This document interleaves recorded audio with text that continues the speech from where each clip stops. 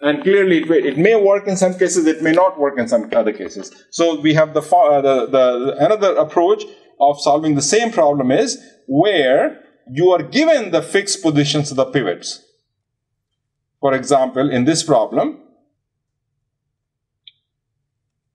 okay, let's say, okay, move the object from this position to this position to that position. And again, these three positions can be anywhere in the space. Okay, these are totally arbitrary. C1, D1, C2, D2, C3, D3, they are totally, completely arbitrary.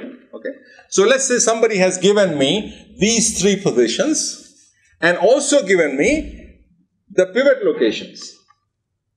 Okay, my first moving pivot is here, second moving pivot is, I'm not showing the third pivot, and I guess I probably didn't tell you that in the previous two solutions, one of the pivot is flexible in the sense that I have some control over where I want to keep it. Two of the pivots were not flexible. And I guess this you will understand if you go through all those geometrical steps. You will realize that the location of the two pivots, I had no control over that, but the location of the third pivot, I did have some control. In other words, if I didn't like it, I can move it without changing the entire problem. Okay, so that's the reason only two pivot positions are specified here. So let's say these are under the hood. So now how do I go about doing it? And again, this is as you can see here, many steps here.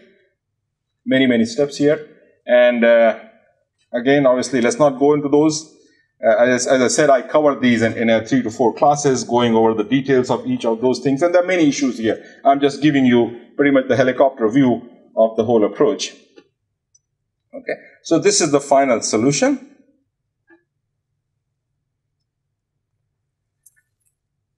Okay, so you can see the pivots. This was specified. This was specified. This I have some control over. If I don't like it here, I can move it here, or I can move it in the next row without affecting the outcome of the entire problem.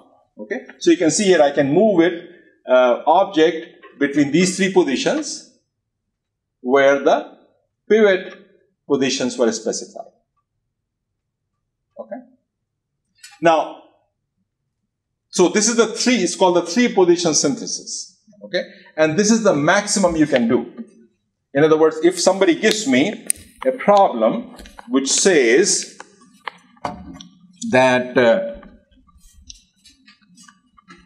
move an object, move a book, or move something, whatever, from this position to this position to this position to this position, design a machine. We cannot do that using this. Right? What we can do is, that doesn't mean that I cannot move an object among 4 positions. Yes, we can. We can do this as part of one machine. So this machine moves an object from here to here. I design another machine which takes this object, moves it from here to here, because I can do 3 position synthesis. Okay? So it doesn't matter how many position synthesis you have to do. If an object, I want to move an object between 50 positions, no problems. Okay? I can integrate multiple machines like this.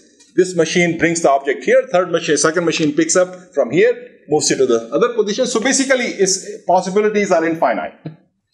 But you cannot do this more than 3 position synthesis using this one system. So this is basically one unit.